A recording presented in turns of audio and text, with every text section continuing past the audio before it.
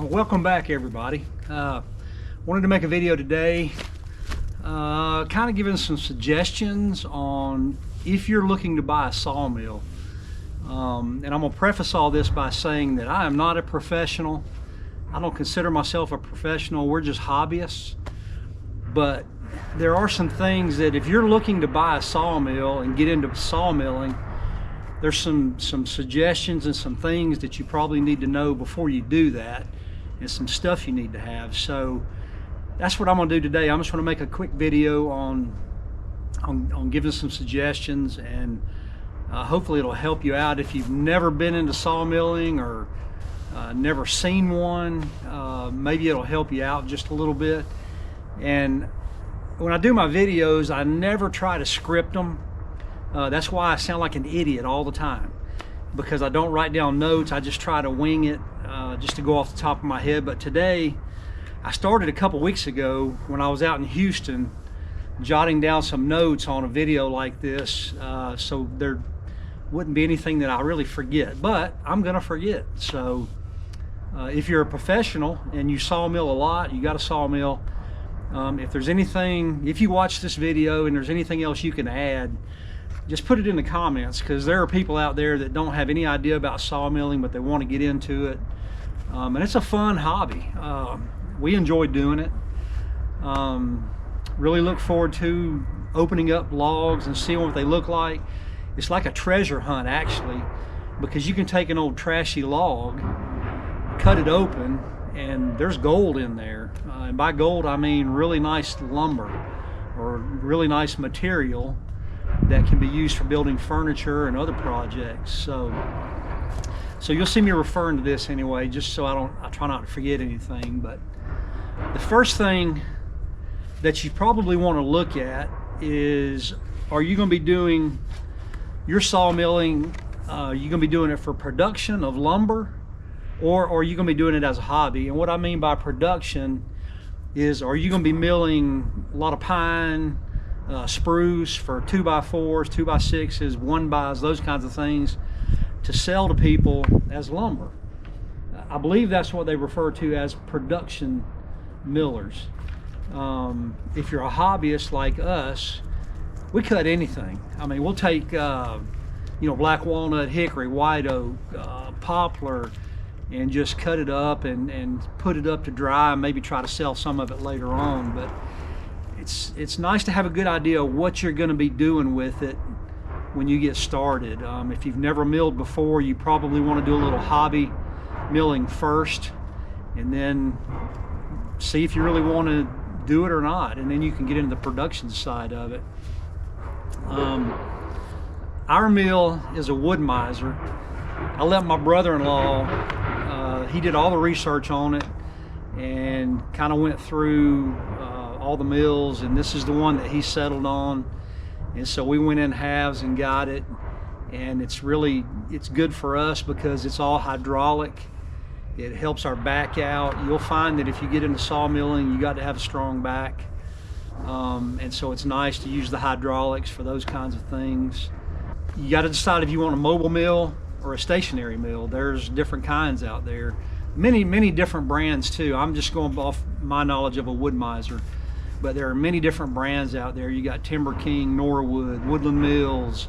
I saw a roundtable discussion this weekend, and Hudson was a mill maker as well. They make a lot of forestry equipment as well. Go check out their website. Looked like they had a lot of good mills too. But do your research and base your purchase off what you're going to be doing with it, and also budget, because it goes all over the scale as far as budget goes. So another thing to take into consideration is you're going to have some equipment to move your logs and your lumber. And by that I mean like either a tractor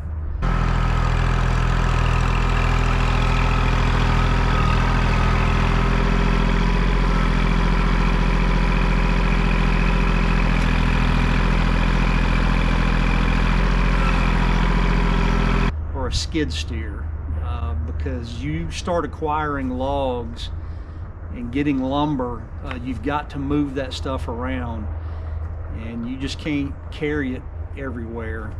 So it's a good idea to have a tractor with either a grapple on it or a tractor and a set of forks that'll go on your tractor, or a skid steer that'll handle the forks as well, or a grapple as well. So that's another thing to take into consideration when you get into sawmilling. Another thing to take into consideration if you get into sawmilling is you're going to have space. And what I mean by space is you got to have space for your logs.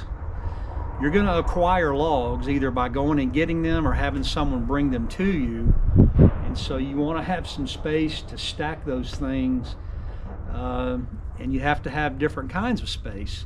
If you're getting a lot of pine like we have down here in Georgia, you can't leave those on the ground very long uncovered with the bark on them. One, you're going to get moisture in there, and they're going to start rotting and degrading really quick. And bugs are horrible. Pine logs, the bugs get in between the bark and the log, and with that moisture in there, they thrive on it. You can leave a log laying on the ground for a month and come back, and you can actually hear the beetles in there, the larvae in there eating the log. You can hear them crunching it.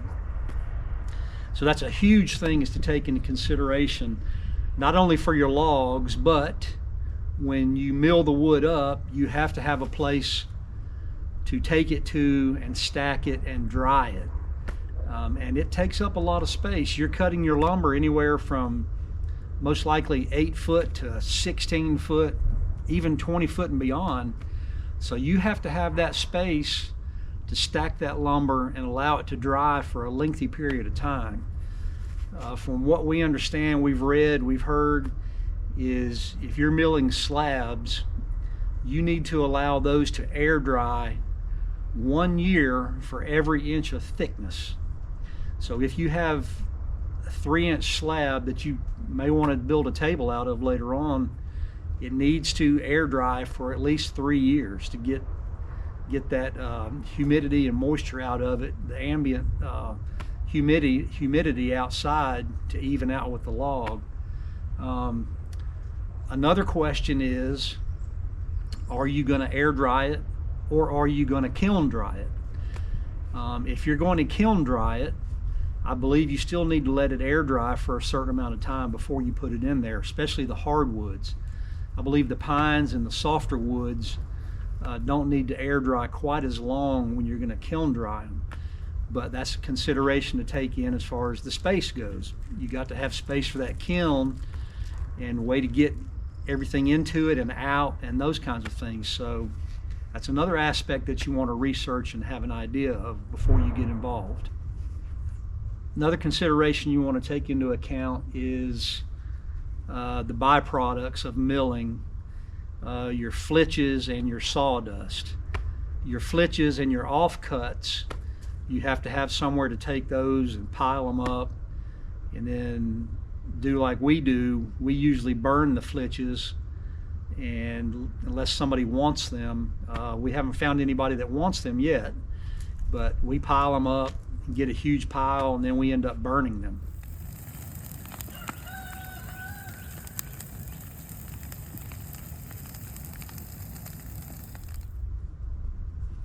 Another thing is the sawdust. The sawdust builds up quick. So if you are ingenious and have an idea for use of the sawdust, that's awesome. We don't. So it builds up, and then we take it, scoop it up in either the tractor bucket or the skid steer bucket, and just take it out into the woods and dump it. A good use for it probably would be if you had an earthworm farm. The worms grow in that stuff like crazy. You go out here in the woods and you kick it over and it stays wet, so the worms love it. So that's another consideration. Think about what you're going to do with the sawdust and all the byproduct, the flitches, the offcuts. Next thing is I'm going to show you just some things, some smaller things that it's really imperative that you have. You're going to need them on a daily basis when you're milling.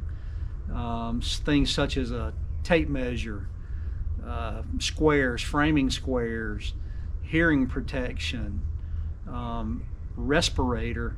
I have to use a respirator when I mill cedar and black walnut. Reason being is because there are oils in those woods that kill my sinuses. So if I don't, before the day is over with, I've already got a sinus infection going on. It starts. And then I feel that way for 3 or 4 or 5 days. But I highly recommend the use of a respirator. Scrapers, you got to have scrapers to get your sawdust off. Once you make your cuts and you expose the wood, there's always sawdust. You need a broom, air compressor, scraper, or something to remove that. Help get that sawdust off there.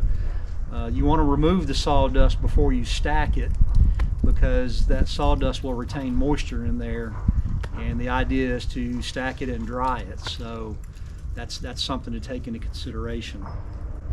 Need a chainsaw. It's imperative that you have a chainsaw, because inevitably you're going to have a log on the mill that's really big, and you're running the mill down through there and the side of it doesn't get by it. So you have to come in with your chainsaw and trim off an edge. That way the mill will get all the way down, and you can mill the wood up.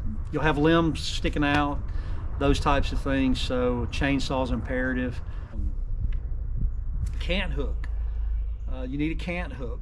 That way you can roll your logs. If depending on if you have hydraulics or not, you're going to need a cant hook to help turn the logs. And you know, if you have a person helping you, it'd be good to have them a cant hook too. So another huge suggestion that I have is to watch YouTube. There are thousands of sawmilling videos on there. There are some really great sawmillers out there, and from what I've gathered, they'll all answer questions. If you put your questions in the comment, they're most likely going to get back to you. I would suggest leaving the question. Don't get in a hurry for the answer, because some of your sawmillers have really expansive followers, and it takes them a while to work through the questions and the comments. So, but ask them a question. Ask 2 or 3 of them the question, and I'm sure somebody will get back to you. When we ordered our mill, we had to wait about 6 or 8 months for it to come in. And once we knew the model that we were going to go with, I started going to YouTube and watching videos on how it operates. You'd be surprised. There's really a lot more to it than just throwing a log up there and running the head down through there and cutting it up. I had a friend of mine that had ordered one after we got ours, and he had to wait almost 2 years to get it. So he wanted to come over and watch me operate it. I cut some logs up for him, so he brought them over and we milled them up, and he was shaking his head because he realized that there's a lot more to it. And he told me that. He said, "Donnie, there's just a lot more to this than what I was thinking." And I said, "Yeah, there is, but once you learn it and get in the habit of doing it, it goes pretty smoothly." But if you know somebody that has one, I watched that round table this weekend, and somebody had a great suggestion about going and hanging out with a miller for about a week, you know, or a few days, or one day, even if you can, to just see how entailed it is and how all the things you have to look for. You know, when you're milling, you have to make sure all your clearances are right, that everything is going to get through there, that you're not going to hit your clamp, you're not going to hit your bunks, anything else is protruding up. You can really mess some cuts up if you have hydraulic toe boards and you forget to lower them. Just really a lot to look at when you're milling, but it's very rewarding and a lot of fun when you see what those logs contain. Recently we've had some ambrosia maple logs that we didn't know they were filled with the ambrosia beetle. We thought they had a little bit, and when we cut them open, they were just, it looked like the log was on fire because of all the flames. But really cool stuff. if you got a question for me, I will do my best to answer it. Like I say, we've only been doing this a little over 2 years, and I will do my best to answer a question, or I will refer it on to some other guys that I follow on YouTube. I'll ask them, and they're very good, very responsive about answering questions. So I believe that is all I can think of right now. I just wanted to go over some things that were give you an idea if you're thinking about getting into sawmilling, some things to take into consideration. If you're a miller and you have more suggestions, just leave a comment. I would appreciate it. I'm always looking for help and constructive criticism when we're doing this too, because like I say, it's a learning process all the time. And hey, if you like the video, hit the thumbs up. If it was a help to you, hit the thumbs up. If it wasn't, and you think I'm an idiot, hit that thumbs down. Subscribe. I appreciate all the subscribers. It helps the channel out. Nobody will bug you. It just shows that when you log on to YouTube, you'll see a little indicator that there's another video out. I'll try to get the videos out pretty frequently. So hey, thanks for watching. Hope you have a great day. And if you're thinking about buying a sawmill, leave me a question and I'd be more than happy to answer it.